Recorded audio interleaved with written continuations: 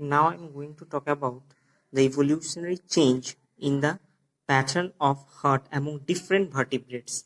Means the blood circulatory system among the different vertebrates are not same. So first we compare these. So first is the among the fishes, the heart is mainly two chambered. Means in the heart there are two chambers are present. Suppose this is a heart, is ventricle, it's atrium or auricle. So mainly from the ventricles, deoxygenated blood comes out and enters into the gill capillaries. Means the heart pumps out the deoxygenated blood from the ventricle. This is the ventricle.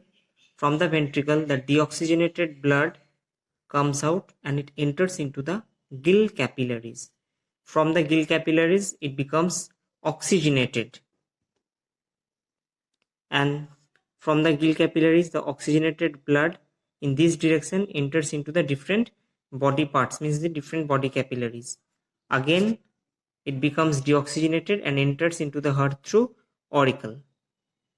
So it has been found that in the fish the blood is circulated through a single pathway, and hence it is called single circulation, because there is only two chambers are present, ventricle, auricle. First deoxygenated blood from the ventricle enters into the gill capillaries.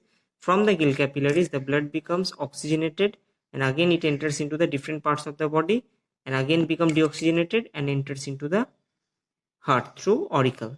So this is the circulatory system which has been found in the fishes. Okay. Now in case of amphibians and reptiles, the heart is three chambered, but exception has been found in crocodiles. Among all except crocodile, all reptiles and amphibians have three chambered heart. It means their auricles are divided. See here, that is right auricle or right atrium, and this is left auricle or left atrium, and this one is the ventricle. Okay, so first from the different parts of the body, deoxygenated blood comes or entered into the right atrium or right auricle. Okay, from this right auricle it enters into the ventricle. From ventricle again it go to the lung capillaries. Here it become oxygenated and the oxygenated blood enters into the left auricle. From the left auricle here it enters into the ventricle, and we has already have found that in the ventricles there are no separation. It means that the previous deoxygenated blood and the oxygenated blood become mixed here. Okay, and this blood enters into the blood capillaries. So again from the body capillaries the deoxygenated blood enters into the right auricle. From the right auricle it enters into the ventricle. In the ventricle there is a oxygenated and deoxygenated blood becomes mixed as there are no separation. So it is the circulation which is not a single pathway, it involves a double pathway, but here ventricle is not separated. That's why the oxygenated and deoxygenated blood get mixed, and that's why it is called double circulation, but incomplete double circulation. It's the point, incomplete double circulation, because we have seen that here this one showed as deoxygenated blood, where this one shows as this is shown as oxygenated blood, and these are the mixed blood, because in the ventricle both the oxygenated and deoxygenated blood get mixed, and hence this pathway is called incomplete double circulation pathway. Okay. Now in case of crocodiles, birds and mammals, they have complete four chambered heart and the circulation is complete double circulation. Why? Because the ventricles are also separated, means right ventricle, left ventricle. So from body parts the deoxygenated blood enters into the right auricle. From right auricles it enters into the right ventricle. From right ventricle again the blood enters into the lung capillaries. This is lung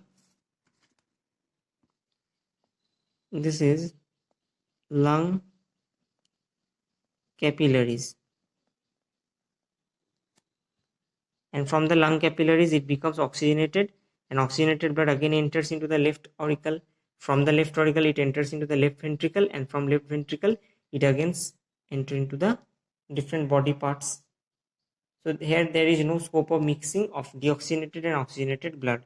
That's why it is called complete double circulation, which is mainly observed in case of mammals, birds and crocodiles. Okay, so this is the major difference between the circulatory system among different vertebrates.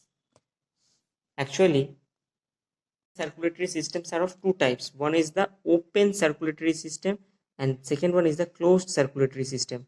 The system that we have already discussed, these are the closed circulatory system. Why? Because here we have seen that the blood is always pumped out by heart and the blood is passed through the blood vessels, which is closed. That's why the circulatory system is closed. But in also some annelids, this closed circulatory system has been found. Means in case of annelid also blood passes through the different closed network of blood vessels. But in case of arthropods, mollusks, invertebrates, here also blood pumped by heart, but the blood passed through the large vessels which is opened into sacs or body cavities. That's why this system is called open circulatory system. Here blood is not passed through the network of blood vessels.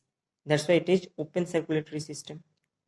Okay, so this is the comparison among the blood circulation among different vertebrates. Fishes have two-chambered heart, amphibia reptiles except crocodile have three-chambered heart, and at last the mammals, birds and crocodiles have four-chambered heart, and they in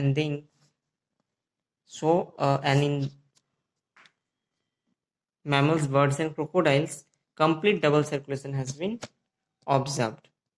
We in the next class, the blood circulatory system of human being. In the blood circulatory system of human being, we will discuss it in details. Okay.